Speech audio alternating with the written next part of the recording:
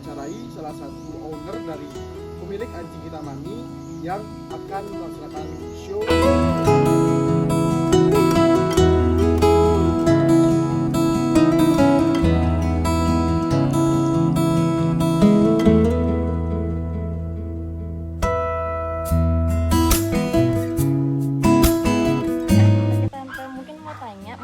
Perawatannya dari Bear sendiri itu ada yang terkhusus kah? Apa pantangannya juga ada?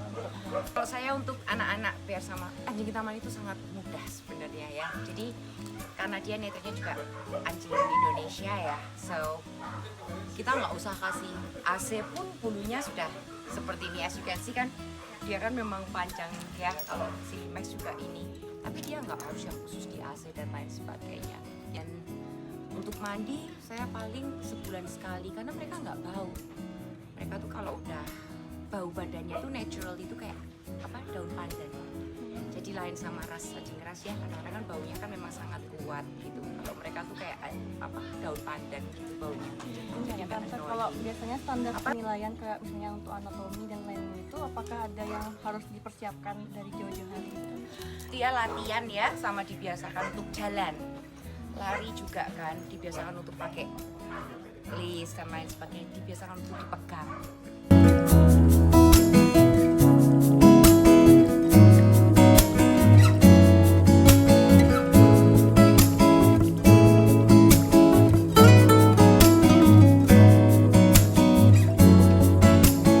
Perbedaan perawatannya dari anjing Kintamani ini sendiri sama anjing yang bukan Kintamani itu, apakah ada yang spesifik gitu? Sebenarnya basically-nya karena anjing Kintamani ini kan prinsipnya bulunya itu double coat ya. Bulu double coat itu bulu yang berlapis dua. Nah, bulu double coat ini kan prinsipnya harus dingin sebenarnya basicnya. Tapi kita kondisikan, kita bantu dengan multivitamin. Kalau mungkin kalian yang terutama yang perempuan mungkin pernah dengar yang namanya biotin, itu untuk nutrisi rambut atau kulit kepala kalian untuk perempuan, itu bisa kita pakai untuk anjing. Nah, biotin itu fungsinya dia merawat. Nah, kalau untuk menebalkan atau menumbuhkan itu, kalau saya pribadi ya, saya pakai salmon oil. Jadi salmon oil itu yang menebalkan, biotin ini yang merawat dia bulunya itu biar gemuk. Gitu. Termasuk dalam event Bedog Show ini, tugas seperti saya masih sudah beberapa rekan saya kan selain dokter hewan, saya juga handler itu pelatih. Tugas kita menutupi kekurangan dari anjing tersebut. Jadi misalkan kayak ini ada spot kuning misalnya di kakinya, kita pakai make up untuk nutupin itu. Gitu. Kita pakai make up misalnya yang hitam gitu, ada putih gitu misalnya tompel di sini, atau ada kayak pita gitu, kita tutupin pakai kayak maskara atau semua itu saya pakai juga untuk nutupin dari ini anjing. Bedak semua itu kita pakai untuk nutupin, karena enggak gitu susah untuk kita nutupin biar dia bulunya benar-benar tertutup. Ini kan hasil makeup semua. Tapi ada nggak kayak pengaruhnya, kayak bisa ketahuan misalnya pakai makeup? Enggak sih, tertutup biasanya. Tetap aman.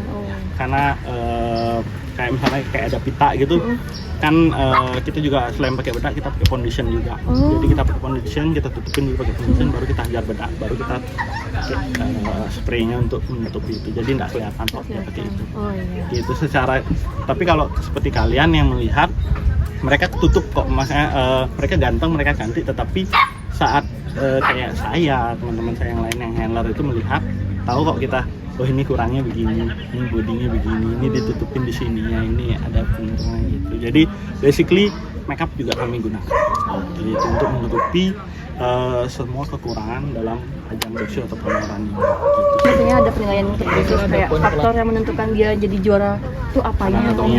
Jadi setiap breed atau setiap anjing itu memiliki breed standarnya. Ada dari misalnya kayak kita anjing Kintamani itu kan termasuk grup 5 anjing primitif. Nah, anjing primitif itu memiliki beberapa standar. Kalau anjing Kintamani ini kan mungkin kalian banyak dengar dulunya dibilang mix sama cucu, mix sama anjing lada dan sebagainya. Kita sudah tes genetik, kita tidak ada mirip dengan anjing ras lainnya. Dan dia pure anjing breed dari pegunungan. Nah, anjing Kintamani yang basicnya di alam, emang dia masih susah untuk kita pegang atau kontrol, atau anjing F0 lah kita sebutnya kalau dalam genetik. Anjing F0 ini emang agak susah untuk kita kontrol dari karakteristik, terus dari sifat, itu sangat susah. Dia ini galak, cenderung dia one man one dog, nggak seperti anjing yang ini kan anjing sudah diberi oleh breeder atau orang-orang yang suka dan senang anjing Kintamani gitu. Dan anjing Kintamani per 2026 kemarin sudah diakui 4 varian warna. Nah, setiap 4 varian warna ini kebetulan saya waktu itu statusnya masih Sokoas, jadi saya sudah perwakilan Bali berangkat karena saya sebagai sekretaris HTRAB wilayah Bali, dan sekarang saya jadi pengurus di pusat. Karena anjing Kintamani ini baru kita ajukan untuk warna non putih. Selama ini kan yang masuk itu warna putih aja, dari tahun 2000-an itu warna putih aja yang masuk. Warna non putih ini baru kita ajukan. Ada brindle ini dia basically-nya dia bulunya atau badannya ini coklat, ditambah dia ada loreng-loreng hitam di full body. Terus yang kedua itu ada bang bungkem yang normalnya kita bilangnya coklat, dan coklat ini spesimen standarisasinya dia harus masalahnya ini harus hitam. Kalau mulutnya ini dia harus hitam, ada black mask-nya.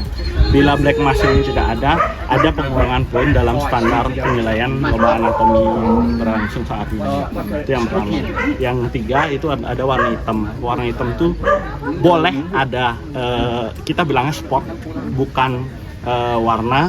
Jadi spot itu kayak uban lah, kalau di rambut kita ada uban itu boleh cuman sedikit di dadanya, dan itu tidak boleh di seluruh tubuh, cuman sedikit aja ada di dadanya. Nah, kalau untuk yang putih dia harus punya biskuit color, ada biskuit di telinganya itu. Terus dia juga harus hidungnya ini harus hitam, nggak boleh belang, nggak boleh pink juga hitamnya ini.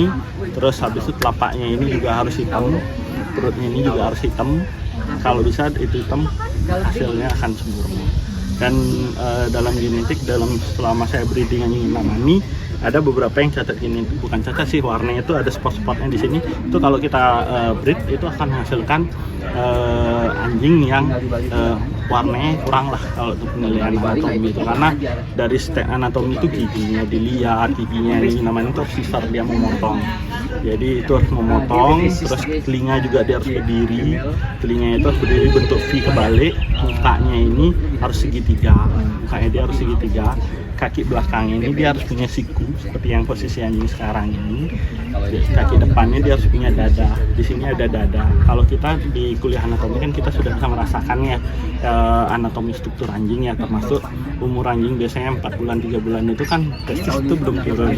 Tapi kita selaku dokter hewan kita punya kelebihan untuk itu, karena saya sadari jujur aja saya selama saya main anjing Kintamani, saya pernah ngajak salah satu mahasiswa FKH juga, saya ajak ke Surabaya berangkat, harusnya dia nggak berangkat tapi saya ajak berangkat untuk rapat anjing Kintamani, habis itu hilang sekarang gitu. Karena ini kan anjing endemik kita, sudah diakui, sudah ada hakinya juga, hak ciptanya juga, jadi jangan sampai anjing ini lari ke negara lain gitu. Itu sih pesan saya untuk adik-adik yang di FKH, karena selain anjing ini udah bisa dilombakan, sudah sesuai dengan standar Perkin dan sebagainya, anjing ini juga bisa diakui oleh negara lain, karena di beberapa negara sudah kita mainkan, dan ada beberapa negara sudah nge-breed anjing ini gitu. Jadi jangan sampai anjing ini diakui anjing breed mereka gitu, karena ini anjing endemik, sama kayak babi Bali, anjing Kintamani, koki Bali, jalak Bali itu sama gitu. Itu sih sekilas dari ini.